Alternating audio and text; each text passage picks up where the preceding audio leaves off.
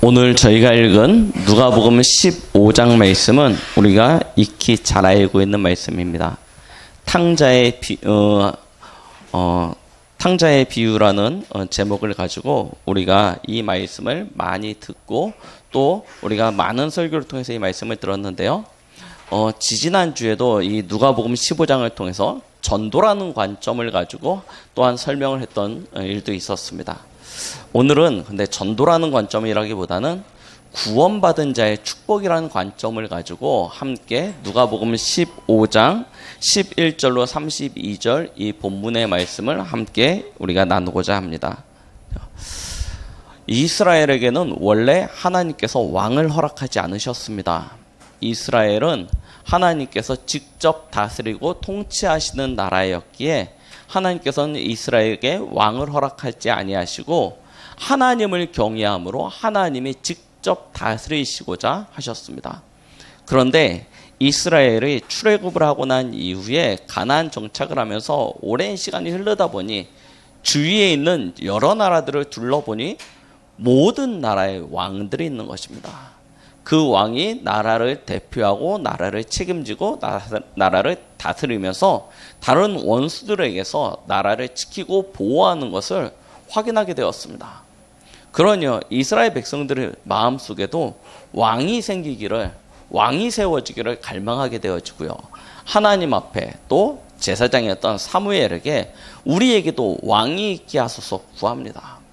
그래서 그 소리를 들은 사무엘 역시도 왕이 있는 것이 합당하다 생각하여 하나님 앞에 기도하죠. 기도했을 때 하나님이 한 청년을 지목하십니다. 그를 부르십니다. 그 청년이 누구였냐면 사울이었죠. 이 사울은요 굉장히 키가 크고 잘생겼나 봅니다. 그리고 또 능력도 굉장히 좋았습니다. 그리고 이스라엘을 대표할 만한 뛰어난 가문에 또 굉장한 능력을 가지고 있었던 이어서 모든 사람들이 사울이 왕으로 지목되어졌을 때 환영하였습니다. 축하했죠. 그런데요, 그가 왕이 되자마자 처음에는 하나님을 경외하고 하나님을 섬기고 하나님의 말씀에 순종하는 그런 신실한 모습을 보이면서 많은 원수들에게서 이스라엘을 보호합니다. 인기가 막 올라갑니다. 인기가 막 올라가다 보니까요, 자리가 점점점 굳건해지죠. 초대 왕이었기 때문에 그 왕위가 늘 불안했는데 자리가 굳건해지기 시작합니다. 그러다 보니까요, 이 자리가 나의 것이 되는 거예요. 이 자리가 나가 되는 거예요. 원래는 평범한 청년, 이스라엘의 한 청년이었는데 왕이 되고 그 자리가 굳건하여지니 그 자리 자체가 곧 사울이 되는 거예요. 그러니요, 심지어 어디까지 갑니까? 이제 하나님이 없어도 되는 하나님의 말씀을 등한히 여기고 하나님의 말씀을 무시하는 수준까지 이르게 되어집니다. 자, 그러니요, 하나님이 그 사울을 가만히 보시겠습니까? 사울을 향하여 끊임없이 경고합니다. 그런데요, 사울이요, 그 말씀을 듣지 않아요. 점점 하나님의 말씀을 등한히 여기고 자기의 자리와 위치를 견고히 하려고 합니다. 그러니 어떤 상태까지 가게 되어집니까? 나중에 악신에 들리고 귀신에 들려서 귀신에게 시달리는 상태까지 가게 되어지는 것입니다. 처음은 그렇지 않았습니다. 굉장히 믿음의 사람이었고 뛰어난 이였는데 그가요, 하나님을 등한히 여기고 하나님의 말씀을 등한히 여기고 하나님의 경고와 하나님의 경책을 등한히 여기고 자기가 옳다라고 생각되어지는 대로 행하다 보니 이런 상태가 되어지는 것이죠.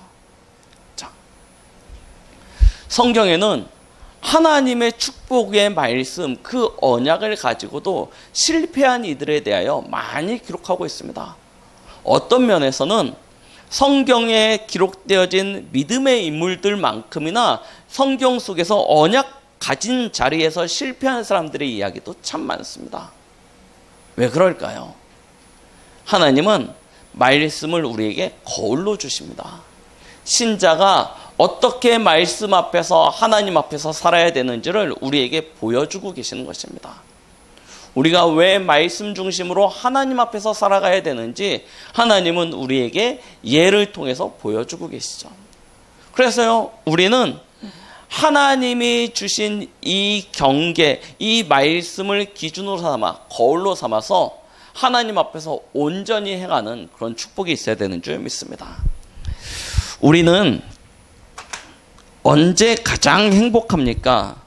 무엇을 할 때 가장 행복합니까?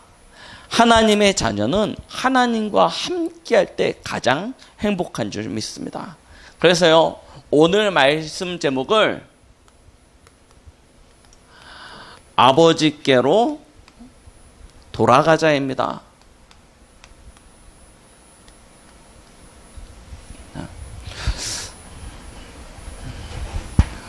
누가복음 15장 11절로 32절 말씀을 본문으로 해서요, 우리가 함께 은혜를 나누길 원합니다. 많은 사람들이 거짓된 행복에 속고 있습니다.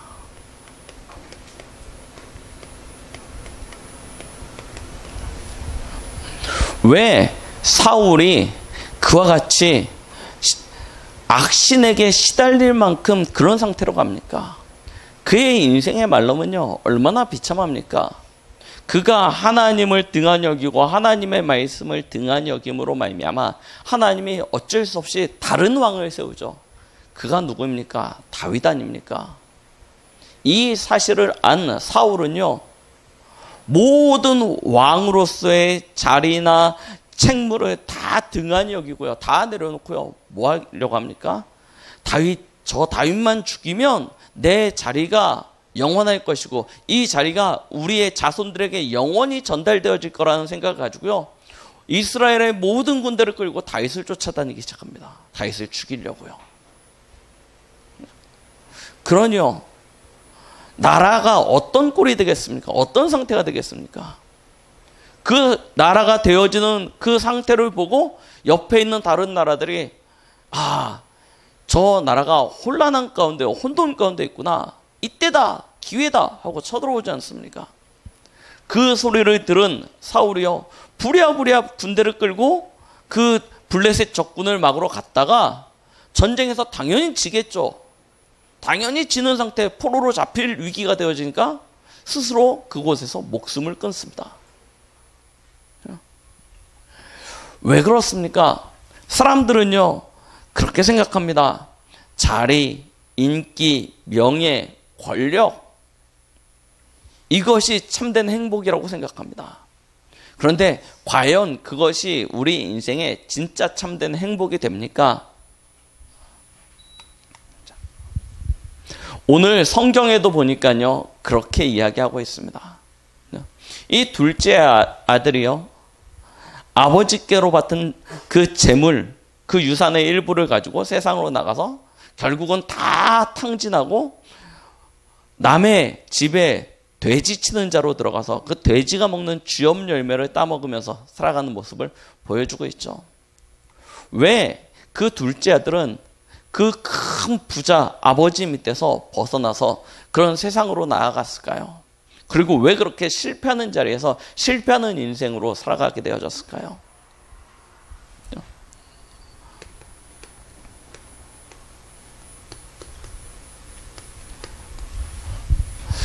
우리 역시도 분명히 해야 될 것이 있습니다. 많은 교회를 다니는 사람들이 복음 자체를 오해하고 있습니다. 오늘 둘째 아들과 같죠? 세상은요, 굉장히 커 보입니다. 그런데요, 우리가 있는 이 교회는요, 이 복음, 성경 안에 있는 내용들은요, 굉장히 작은 세상 같습니다. 그래서요, 저 바깥에 있는 세상은 굉장히 자유로워 보이고 교회 안에 있는 이 곳은 굉장히 갇힌 것처럼 그렇게 느껴집니다. 그래서 답답하다고 느껴집니다. 세상은 굉장히 새로운 것이라고 생각되어지고요, 교회는 오래된 것이라고 생각되어집니다.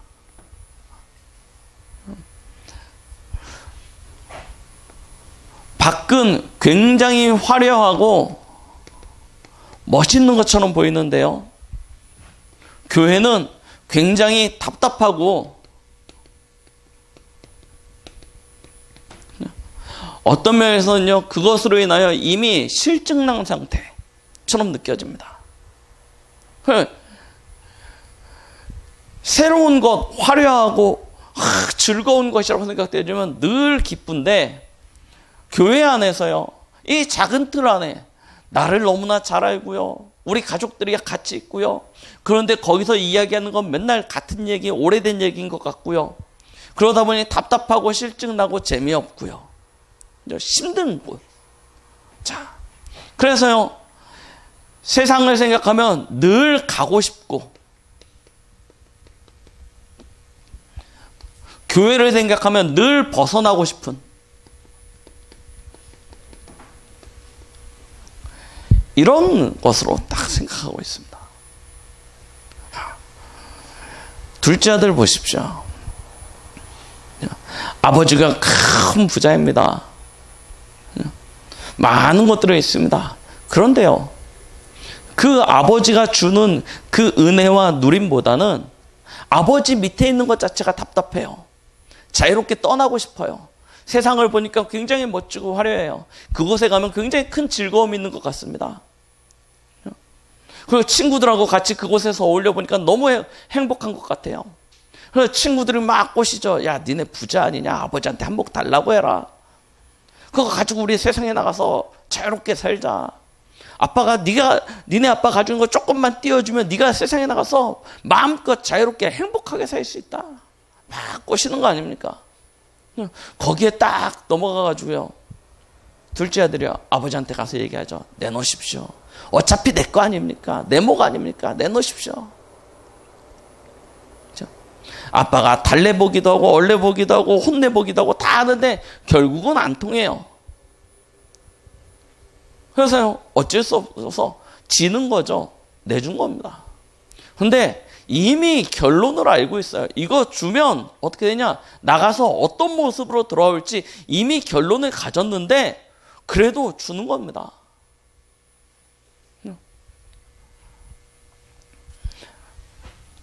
우리가요, 우리에게 준 복음, 이 교회와 함께하는 것이 어떤 것인지 진짜 그 비밀을 모르면요, 이런 오해 가운데 빠지게 되어집니다. 그런데요, 여기에 무엇이 있습니까? 함정이 있다는 사실을 우리가 놓치고 있어요. 오늘 렘넌트들이 잘 보여야 된다니까요. 우리는 겉으로 드러난 세상의 모습만 보고 있습니다. 굉장히 크고 화려하고 즐겁고 새롭고 가면 뭔가 막 되어질 것 같은 그런 모습들이요.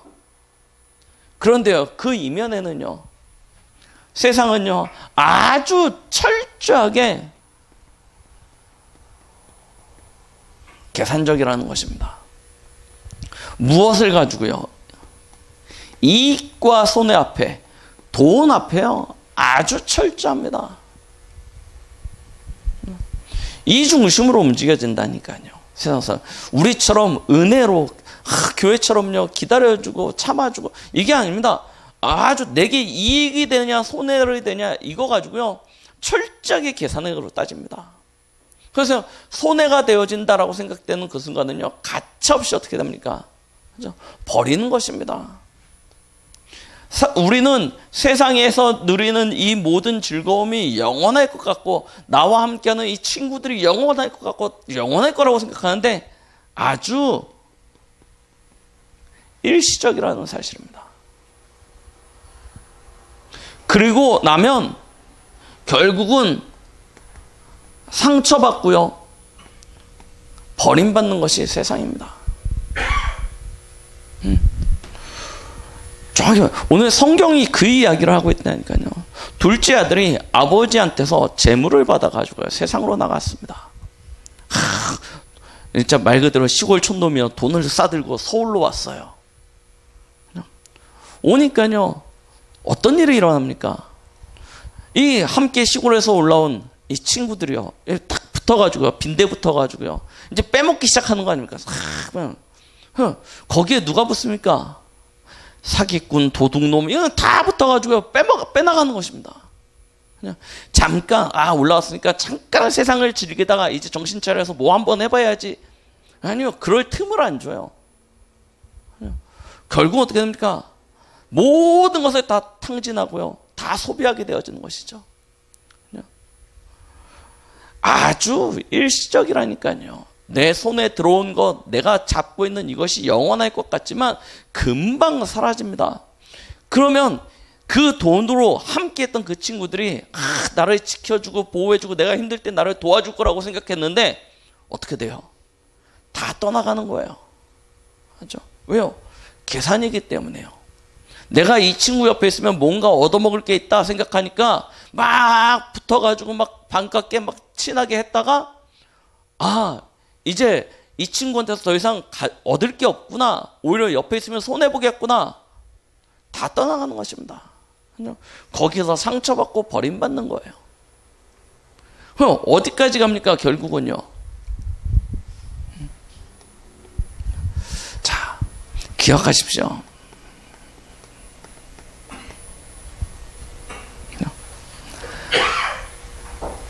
이 세상 모든 것들은 풀이요 꽃과 같다고 했습니다. 어느 날 시들고 말라서 사라집니다. 영원한 것이 없습니다. 돈만 그러냐, 우리의 젊음만 그러냐, 친구도 그렇고 다 그렇습니다. 다 떠나갑니다. 왜 그렇습니까? 여호와의 기운이 온 땅 위에 모든 사람 위에 불고 있습니다.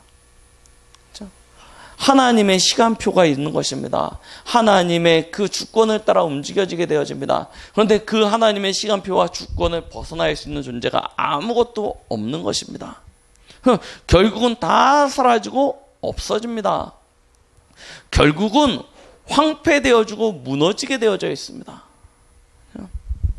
이 끝은 오늘 둘째 아들의 모습 보십시오.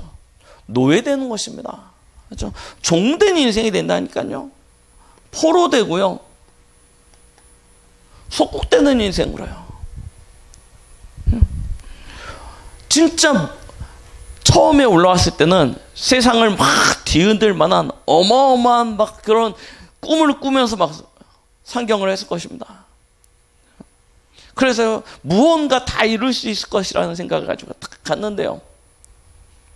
어떤 모습으로 끝납니까? 결국은 노예되고 종되고 포로되고 속되는 모습으로요. 끝나버리는 거예요. 자, 성경의 이야기입니까? 그렇지 않습니다. 요즘 한참 그 버닝썬 이후로 연예계가 아주 그냥 복잡합니다. 자, 그들이 살아온 인생을 보시라니까요. 그들이 걸어온 길을 보시라니까요. 감춰져 있어서 그렇지 드러나니까요. 너무너무 불쌍한 인생이 되는 것입니다. 지금도 많은 우리 후대들이요. 그와 같이 연예계의 길을 꿈꾸면서 걸어가려고 하는데요. 보십시오. 그 끝이 어떤지를 분명히 하지 말아야 된다. 뭐 그 길로 가지 말아라. 이거는 굉장히 무식한 얘기고요. 우리가 정확한 눈으로 세상을 이해하고 시작해야 된다니까요. 그렇지 않으면 결국은 노예포로 속국되는 것입니다. 연예계만 그렇습니까? 정치 보시라니까요. 정치 보시라니까요. 얼마나 답답한지요. 그렇죠? 역대 우리나라 대통령들을 걸어온 발자취를 보시라니까요. 지금 국회의사당에서 국회의원들이 하고 있는 모습을 보시라니까요. 완전 노예포로 속국된 거 아닙니까? 굉장히 훌륭해 보입니까? 굉장히 멋있어 보입니까? 너무 이상한 행동들을 많이 해요. 우리나라 최고 그룹이라고 하는 S그룹, 지금 그 회장, 부회장 그 보십시오. 어떤 상태에 있는지요. 뉴스를 보시라니까요. 세상을 정확히 보시라니까요. 돈이 많으니까 행복해 보입니까? 성공하니까 굉장히 대단해 보입니까? 완전히 이 상태를 벗어나지 못하고 있는 거예요. 모든 정치, 경제, 학문, 문화, 이 모든 분야를 이끌어가는 엘리트들이 지금 결국은 이 속에서요, 노예되고 포로되고 속된 모습으로 살아가고 있는 거 아닙니까? 굉장히 멋지고 화려하고 대단하고 새롭고 즐거울 것 같은데 그 인생의 끝이 그렇지 않다는 것입니다. 왜 그렇습니까? 하나님이 인생에게 주신 참된 행복은 따로 있는 것입니다.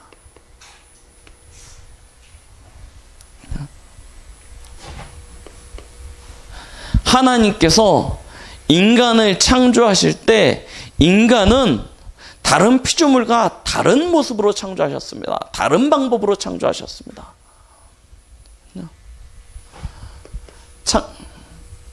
창세기 1장 27절. 하나님이 모든 피조물 가운데 인간만큼은 자기 형상으로 창조하셨습니다. 하나님의 형상을 가진 존재, 하나님의 이미지를 가진 존재, 하나님의 지, 정, 의를 닮은 존재, 하나님처럼 영적인 존재요, 영원한 존재요, 하나님과 함께하는 존재로, 하나님 앞에 예배드리는 존재로, 하나님과 교제하고 소통하는 존재로 하나님께서 인간을 그렇게 창조하셨습니다. 그리고 그 하나님의 형상을 가진 인간에게 하나님이 복을 주셨죠. 생육하고 번성하고 다스리고 충만할 수 있는 복이요. 인간의 참된 행복은 어디에 있습니까? 하나님의 형상으로 하나님의 축복을 누리는 방법이 무엇입니까? 함께하는 존재였습니다. 하나님과 함께하는 존재. 그 안에서 인간은 행복합니다. 이것이 하나님이 인간을 창조하신 창조 원리입니다. 그것을 벗어나는 순간 인간은요, 참된 행복을 가지지 못하는 것입니다. 인간의 마음속에는 하나의 커다란 구멍이 있다고 그러죠. 그 구멍은 그 무엇으로도 채워지지 않습니다. 아무리 많은 돈을 가져다 놓고, 아무리 좋은 사람을 가져다 놓고, 어떤 건강이나 성공이나 명예를 거기다 부어도 그 빈 공간은 채워지지 않는다라고 얘기합니다. 그런데 그 빈 공간을 채울 수 있는 유일한 방법이 있습니다. 그 방법이 무엇입니까? 바로 하나님과 함께하는 것입니다. 하나님과 함께할 때만 인간은 에베소서 1장 3절 하늘에 있는 모든 신령한 복을 누릴 수 있게 되어지는 것이죠. 사람이 스스로 수고하고 노력하고 애쓰고 힘써서 살아가는 것이 아닙니다. 하나님의 것으로, 하나님이 주신 축복으로 살아가는 존재. 그 증거가 무엇입니까? 창세기 2장의 에덴 아닙니까? 에덴의 아담과 하와의 모습을 보십시오. 노력하고 수고하여 사는 존재가 아니었습니다. 하나님이 먹이시고 하나님이 보호하시고 하나님이 채우시는 인생입니다. 이것이 원래 하나님과 함께하는 삶, 하나님과 동행할 때 누려지는 축복인 것이죠. 그래서 이 비밀을 가졌던 믿음의 인물들, 특히 창세기 39장에 보니까 요셉과 같은 인물들은요, 하나님과 함께함으로 말미암아 형통함의 축복을 누렸다고 기록하고 있습니다. 하나님이 하늘로부터 내려주시는 축복을 누리게 되는 것이죠. 창세기 12장 1절로 3절. 하나님과 함께하는 우리는 말 그대로 복 있는 존재였습니다. 어느 정도냐면 우리가 가지고 있는 이 복이 모든 족속에게 전달되어져 그들에게도 이 축복을 누릴 수 있는 그만큼의 복을 하나님께서 우리에게 허락하여 주신 것입니다. 그 정도 수준이 돼야 땅을 다스리고 정복할 수 있고 번성케 하고 충만케 할 수 있는 것입니다. 아담과 하와가 창세기 1장 28절에 그 축복을 가지고 스스로 열심히 해서 땅을 그렇게 충만하게 하고 번성케 하려고 했다. 불가능한 거 아닙니까? 하나님이 예비하신 축복을 가지고 그것을 누렸는데 모든 족속이 이 축복을 누리게 되어지는, 이것이 원래 인간의 모습 아닙니까? 이 둘째 아들이요, 이 사실을 깨달은 것입니다. 그렇죠?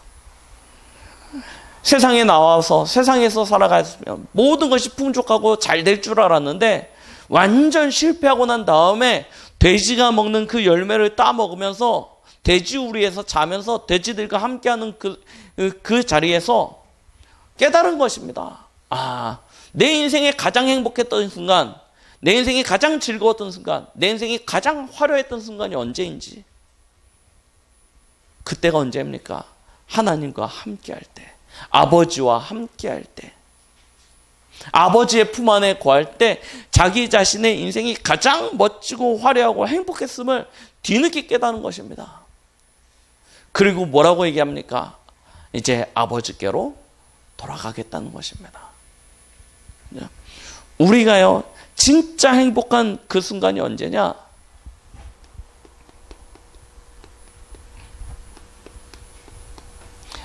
우리의 아버지시죠. 하나님 아버지께로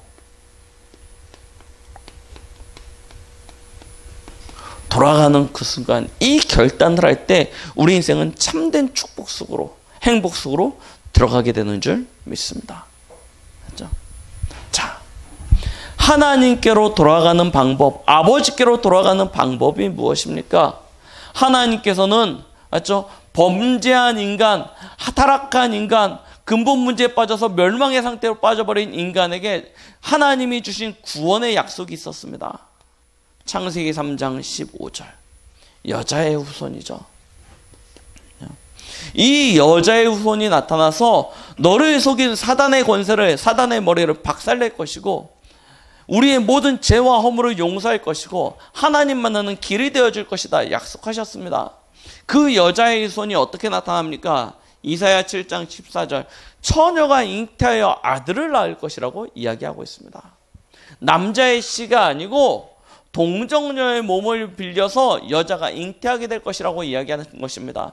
그 응답이 실제로 나타났지 않습니까? 마태복음 1장 18절로 23절. 마리아의 몸을 빌려 성령으로 잉태된 한 아기가 났습니다. 그 아기가 누구입니까? 바로 예수입니다. 이는 그가 자기 백성을 저희 죄에서 구원할 자라는 뜻을 가지고 있죠. 이분이 오신 것은 이사야 7장 14절에 예언되어진 이 내용, 이 언약의 성취대로 오셨다라고 기록하고 있습니다. 그분은 누구십니까? 예수님은 누구십니까? 요한복음 1장 1절로 14절. 하나님이십니다. 하나님이 사람의 몸을 입고 이 땅에 오셨습니다. 죄 없으신 하나님께서 죄 있는 우리를 용서하기 위하여 이 땅에 사람의 몸을 입고 오셔서 우리의 모든 죄와 저주의 문제를 짊어지시고 십자가에서 죽으신 거 아닙니까? 그의 단 한 번의 피 흘리심으로 말미암아 창세기 3장 1절로 6절 하나님을 떠난 우리 인생에 하나님 만나는 길이 되어 주셨습니다. 로마서 3장 23절 죄로 말미암아 영원한 저주와 멸망의 길을 걸어가야 될 우리 인생을 생명의 성령의 법으로 죄와 사망의 법에서 우리를 건져내셨습니다. 누구 때문입니까? 요한복음 8장 44절 마귀 때문입니다. 옛 뺀꿈 마귀라고 하는 존재가 아담과 하와를 실패시켰고 그 아담과 하와를 실패시킨 이 사단이란 존재가 온 인류를 장악했고 저와 여러분들을 장악하여 운명과 팔자라는 틀 안에 함정 안에 올무로 가둬서 우리를 그런 멸망의 길로 이끌어가고 있는 거 아닙니까? 하나님의 아들이 나타나신 것은 그 마귀의 일을 멸하려 하심이라. 다른 어떤 이름으로 불가능하게 하나님께서는 세상이 이해하지 못하는 하나님의 방법을 주셨습니다. 여자의 후손이요. 과학적으로 어떤 논리적으로 도저히 이해할 수 없는 방법인 것이죠. 그런데 왜 그렇게 하셔야 됐냐? 이 인생의 근본 문제 세 가지를 해결할 수 있는 유일한 방법이기 때문에요. 죄에 있는 사람은 이 문제를 해결할 수 있는 길이 없습니다. 아무리 애쓰고 용써도 이 문제를 해결할 수 있는 길이 없기에 하나님이 하나님의 방법을 허락하여 주셨습니다. 그분이 누구십니까? 바로 예수 그리스도십니다. 이 예수 그리스도를 믿으면 하나님의 자녀가 되고, 하나님의 자녀가 되는 그 순간 하나님이 우리 안에 들어오셔서 함께 하시겠다라고 약속하고 계시죠. 자, 보십시오. 예수 그리스도를 통해서 하나님께 나아가면 그 순간 즉시 자녀의 축복이 주어집니다. 아직 오지도 않았습니다. 그런데요, 이 아버지는요, 동네 어귀에서 반드시 돌아올 걸 알고 있었기 때문에 1년 365일 아들이 돌아오는 그날을 기다리고 있는 것입니다. 그리고 저 멀리 아들이 보이자마자, 그렇죠? 아들은 몰라요. 왜냐하면 실패한 인생, 고개 푹 숙이고, 그렇죠? 아버지 앞에 가서 뭐라고 얘기해야 될지 염려와 근심에 쌓여서 터덜터덜 고향길로 돌아오는데요. 아버지는요, 저 멀리서 이미 아들이 오는 것을 보고 달려나가 맞이하는 거 아닙니까? 그렇죠? 그리고 이야기합니다. 이 아들이요, 너무 창피하고 부끄럽고 내가 이제 아들이라 감당하지 못하겠습니다. 나를 종으로 삼아 주십시오. 그런데요, 이 아버지는 뭐라고 얘기합니까? 오히려요, 그를 씻기고 입히고 가락지를 빼서 손에 껴주고요, 아들로 맞아들이는 것입니다. 예수 그리스도를 통하여 하나님께 나아가면 이와 같은 축복을 주십니다. 로마서 8장 15절 말씀이에요. 뭐라고 했습니까? 하나님께서 예수 그리스도를 통하여 아버지 앞에 나오는 자는 이제 더 이상 종이 아니요 아들이라고 하였습니다. 하나님을 아빠, 아버지라 부를 수 있는 축복을 주셨다라고 기록하고 있습니다. 아들은 누구입니까? 로마서 8장 17절 말씀, 아들이면 상속자라고 기록하고 있습니다. 아무리 실패하고 아무리 하나님 아버지 앞에서 죄를 지었다 하더라도 그 신분과 그 권세는 어디로 떠나가는 것이 아닙니다. 돌아오기만 하면 모든 것이 회복되어지는 것이죠. 자, 갈라디아서 4장 6절로 7절 말씀에 이렇게 기록하고 있습니다. 너희가 아들임으로 하나님이 그 아들의 영을 우리 마음 가운데 보내사 아빠 아버지라 부르게 하셨느니라. 그러므로 내가 이후로는 종이 아니요 아들이니 아들이면 하나님으로 말미암아 유업을 받을 자니라. 같은 이야기를 반복하고 있죠. 4장 6절 7절 말씀에. 우리는 종이 된다. 우리는 종이 될 것이라. 아버지 밑에 가서 나의 죄를 뉘우치고 종으로 살겠다라고 얘기하지만 종이 아니라는 것입니다. 아들이라는 것입니다. 그리고 아들에게 당연히 유업이을자의 축복을 허락하신다는 것이죠. 그래서요, 에베소서 1장 22절 23절에는요,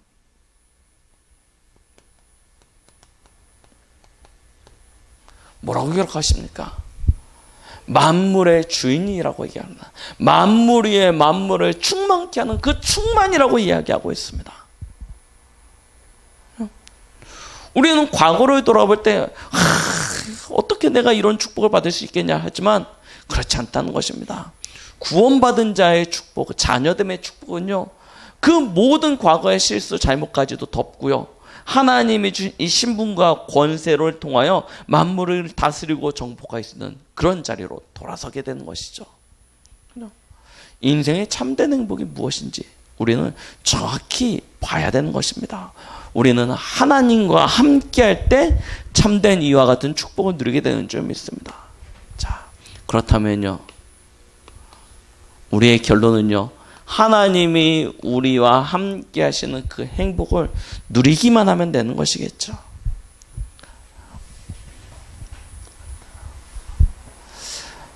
빨리 오해, 착각에서 벗어나시라니까요. 그죠? 오늘 큰 아들을 보십시오. 우리는 또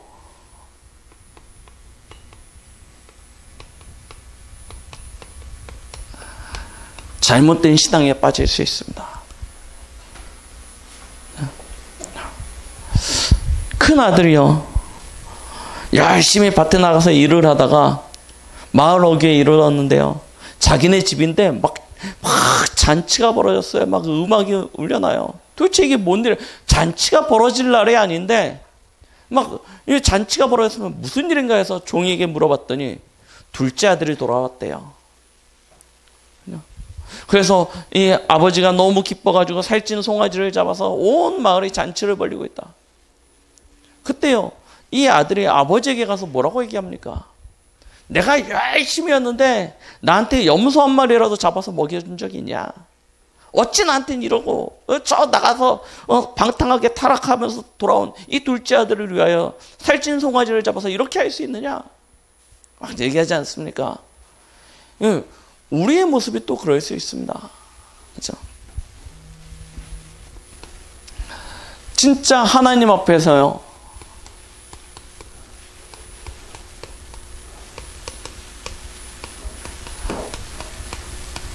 잘 보이기 위한 신앙이요.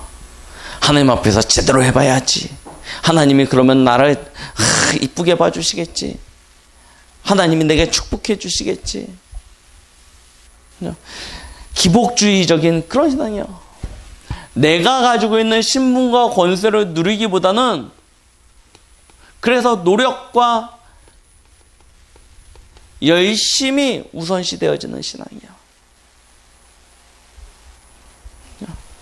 이게 앞서다 보니요, 자기중심적이 되어지고요, 내가 기준이 되다 보니요, 나와 같지 않은 사람들은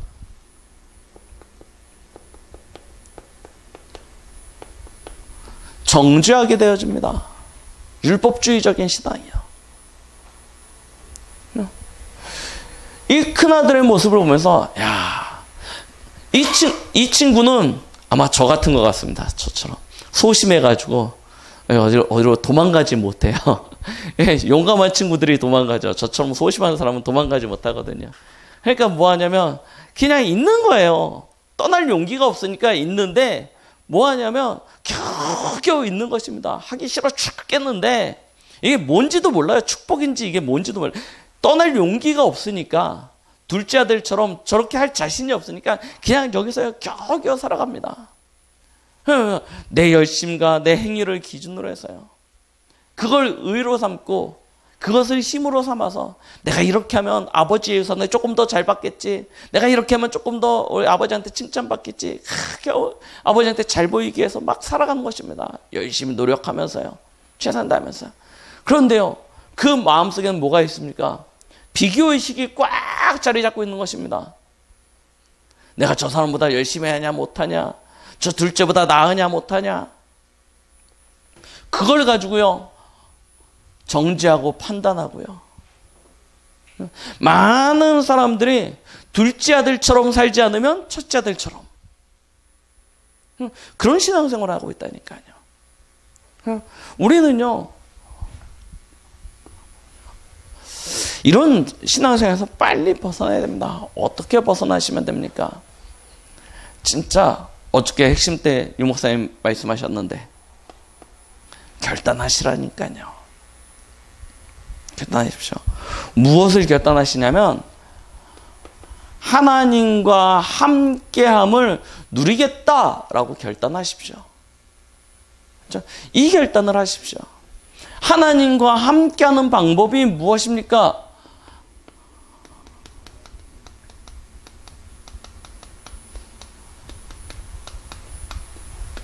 하나님이 우리에게 주신 말씀, 언약을 붙잡으십시오. 이 복음을요, 딱 붙잡으십시오.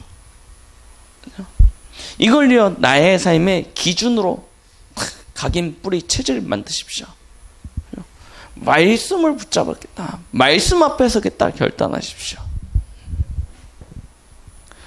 두 번째 결단하는 것입니다. 무슨 결단이에요? 내가 진짜 말씀 앞에 서려니까요. 우리는 반드시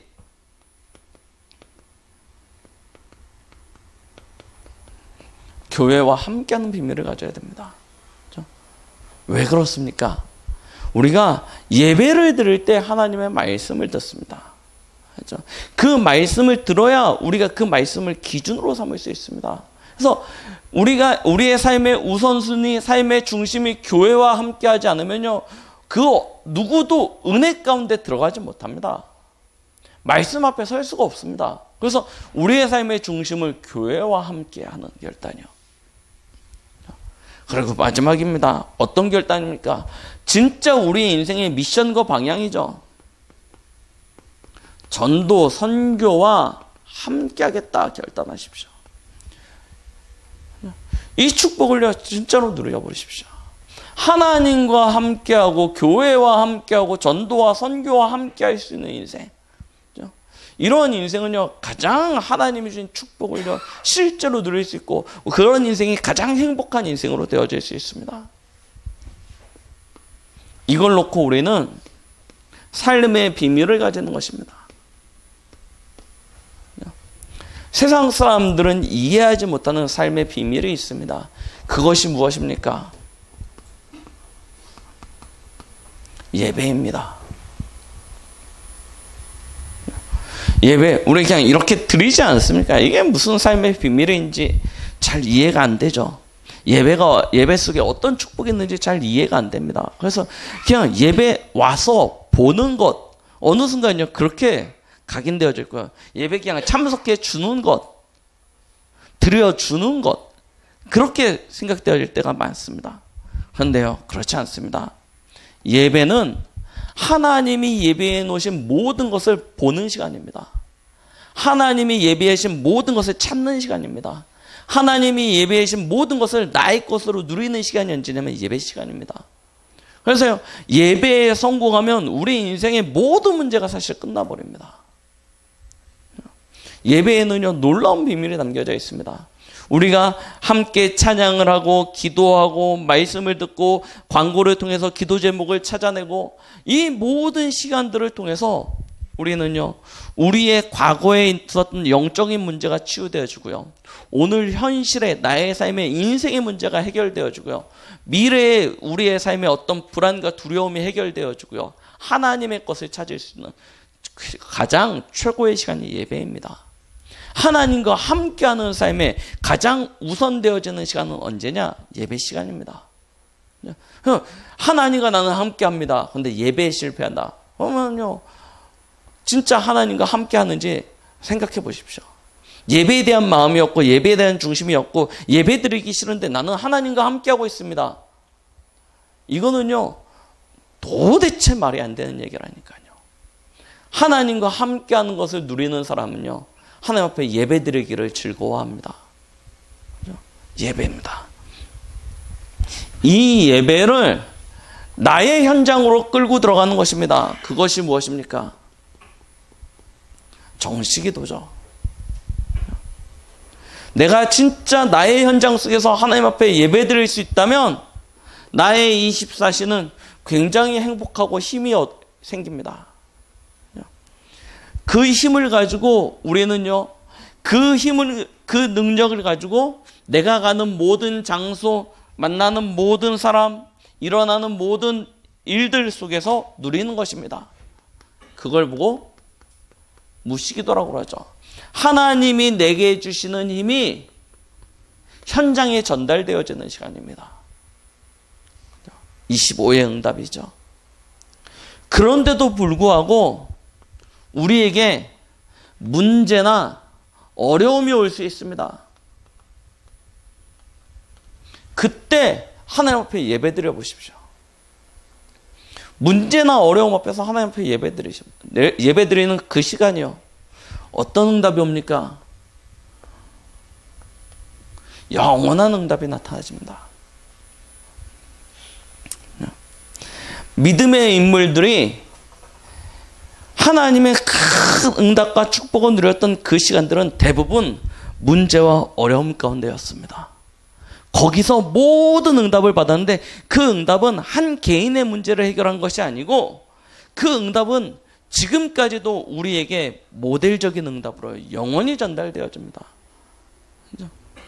우리가 하나님과 함께하는 가운데 있는데 문제나 어려움이 온다, 위기가 온다. 이 영원한 응답을 누릴 수 있는 최고의 시간표입니다. 그때 뭐 하시면 되냐? 하나님 앞에 예배 드리시라니까요. 깊은 예배 속으로 들어가 보십시오. 나의 모든 생각을 멈추고요. 모든 나의 수단과 방법, 어떤 삶의 어떤 막 그런 것들을 다 내려놓고요. 진짜 예배로 집중해 보십시오. 언제까지요? 이 응답이 올 때까지요. 완전 예배 속으로 들어가 보십시오. 그러면요, 하나님께서 그때 영원한 응답과 축복을 우리에게 보여주십니다. 그렇죠? 우리의 인생에 참된 행복이 어디 있습니까? 사람은 하나님과 함께할 때 가장 행복합니다. 그렇죠? 그래서요, 매 순간 우리 24시의 삶을 살아가지 않습니까? 그 하루의 삶을 살다 보면 어느 순간 내가 어느 곳에 있는지, 내가 어느 자리에 있는지 헷갈릴 때가 있습니다. 무엇을 하고 있는지 헷갈릴 때가 있습니다. 그때 뭐 하시면 되냐면 아버지께로 돌아가리라. 그렇죠? 이 고백만 해보시니까 내가 아버지께로 돌아가리라. 한 주간 동안요, 여러분들이 있는 곳에서 막 갈등이 생기고 어려움이 생기고 위기가 오고 힘들 때 그때 기억하십시오. 내가 아버지께로 돌아가리라. 하나님께서 우리의 인생의 모든 것을 책임져 주실 줄 믿습니다. 이 한 주간이 진짜 하나님과 함께함으로 말미암아 최고 행복한 그런 은혜의 한 주간이 되시기를 예수 그리스도의 이름으로 축원드리겠습니다. 기도하십니다. 하나님 아버지, 인생은 하나님과 함께할 때 가장 행복하다 하였습니다. 이 한 주간 우리가 어느 장소에서 누구를 만나며 무슨 일을 하든지 우리의 삶의 결론은 아버지께로 돌아갈 수 있는 축복을 누리게 하여 주시옵소서. 예수 그리스도의 이름으로 기도드렸습니다. 아멘.